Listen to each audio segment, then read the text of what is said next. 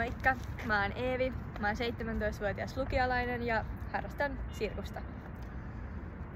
Kyllä, ja minä oon Matias, hyppynurun valmentaja meidän seurasta. Ja, nyt olisi Eevin kanssa tarkoitus lähteä pelaamaan läpi tätä meidän uutta hyppynarun tasojärjestelmää. Tässä on ensimmäinen taso eli pinkkitaso Eeville käsissä ja nyt me lähdetään testaamaan mitenkä se onnistuu. Ja tavoitteena olisi, mitenkä se oli, mihinkä mennessä?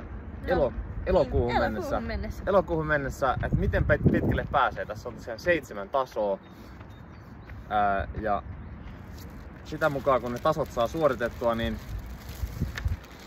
täällä on sitten tämmöisiä helmiä, jotka Eevi saa pudottaa sitten kengänauhaansa. Okei, eli mä kans lähden päivittelemään tätä mun matkaa ja edistymistä TikTokin puolella.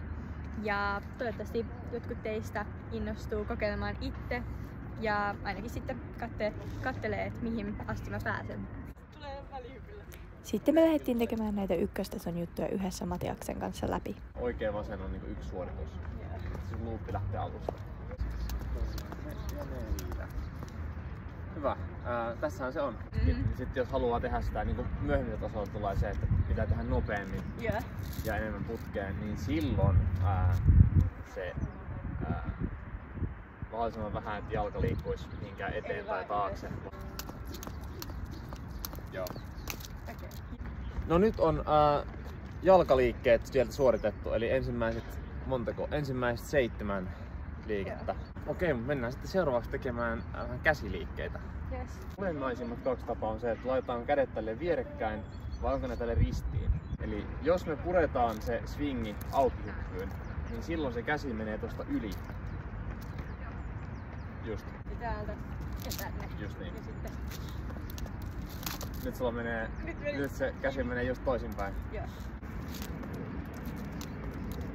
Pitääkö tässä hyppiä sama?